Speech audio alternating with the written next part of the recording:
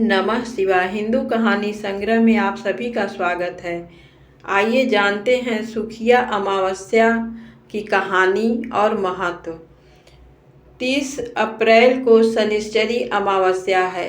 इस दिन पितरों के निमित्त स्नान, ध्यान और दान करने की महिमा बताई गई है। वहीं शनिश्चरी अमावस्या को औरतें पीपल पेड़ का पूजा करती हैं, अपने अखंड सौभाग्य व पुत्रों के दीर्घायु की मंगल कामना करती हैं और व्रत करती हैं। जिस दिन अमावस्या तिथि हो उसे सुखिया अमावस्या कहते हैं। इस दिन पितरों का तर्पण, दान पुण्य का विशेष महत्व है। इस दिन पीपल के पेड़ की पूजा व 108 परिक्रमा करना चाहिए। इस दिन परिक्रमा में पैसा, फल, मिठाई, श्रृंगार का सामान आदि चढ़ाना चाहिए। बच्चों को फल तथा मिठाई बांटने से विशेष फल मिलता है। इस दिन का शास्त्रों में विशेष महत्व है।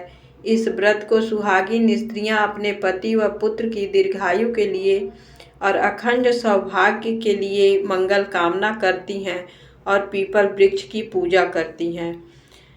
आइए सुखिया अमावस्या की कहानी जानते हैं। एक साहूकार था, उसके 7 बेटे और 7 बहुएं थीं। एक बेटी थी। उसके घर एक जोगी भिक्षा लेने आता है।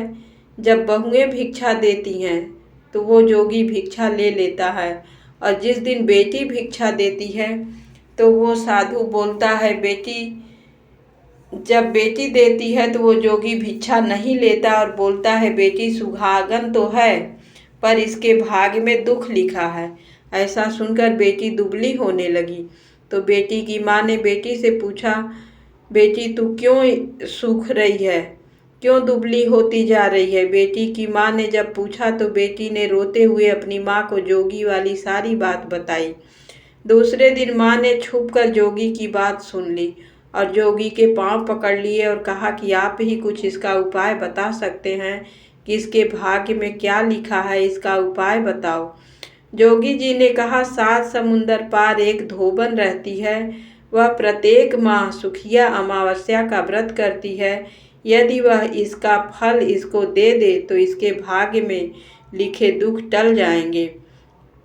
उसकी माँ धोबन की तलाश में 7 समुंदर पार धोबन को ढूंढने चली गई। रास्ते में पीपल के पेड़ के नीचे विश्राम करने लगी तो देखा एक सांप गरुड़ पक्षी के बच्चों को खा जाएगा, तो उसने सांप को मार दिया। इतने में गरुड़ पक्षी का जोड़ा उड़ता उड़ता आकाश से आया और चोंच मारने लगा। तो वो बोली, मैंने तो तेरे बच्चों को बचाया है, तेरा गुनहगार मरा पड़ा है। गरुड़ देखा तो बहुत खुश हुआ। गरुड़ बोला, जो मांगना है मांग, मैं तुम्हारी मांग को पूरा करूँगा। लड़की की माँ बोली, मुझे 7 समुंदर पार पहुँचा दो। गरुड़ ने उसे धोबन के घर के पास उसको छोड़ दिया। वहाँ धोबन के 7 बहू व बेटे थे। बहुएं काम करते हुए लड़ती थीं। धोबन को खुश करने के लिए सारा काम सबके उठने से पहले लड़की की माँ कर देती थी। सब सोचने लगे कि यह काम कौन करता है। धोबन ने सोचा, सारा काम कौन सी बहू करती है, हमें देखना चाहिए।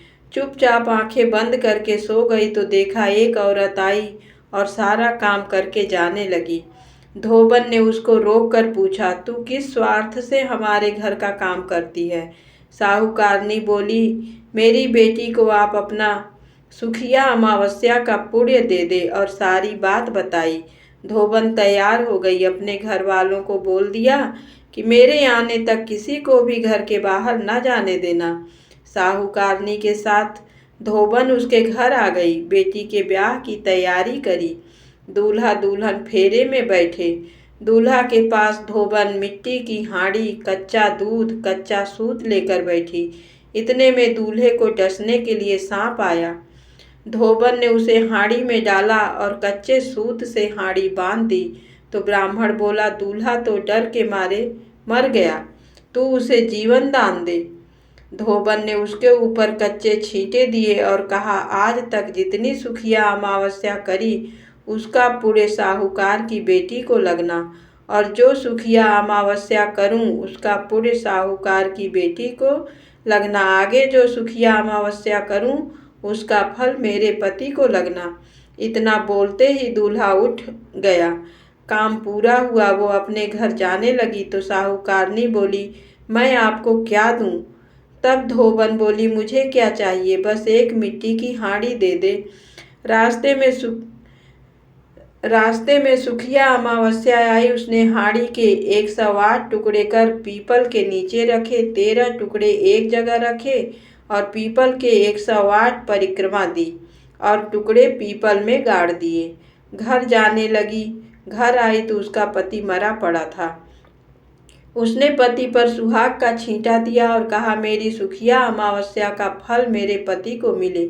ऐसा कहते ही उसका पति जीवित हो गया।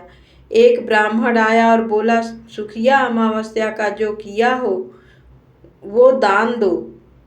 धोबन बोली, रास्ते में अमावस्या आई, कुछ नहीं कर पाई और जो किया वो पीपल के नीचे गाड़ दिया।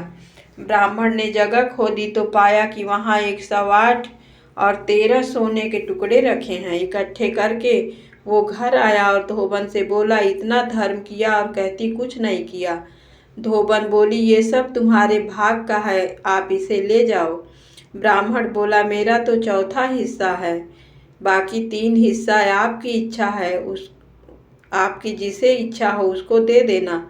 धोबन ने कहा, ठीक है। धोबन ने उस धन से पाठशाला, प्याऊ, धर्मशाला, कुएं, बावलियां, तालाब बनवाने में लगा दिए। ब्राह्मण ने नगर में ढिंढोरा पिटा दिया, सब जन सुखिया अमावस्या का व्रत करें।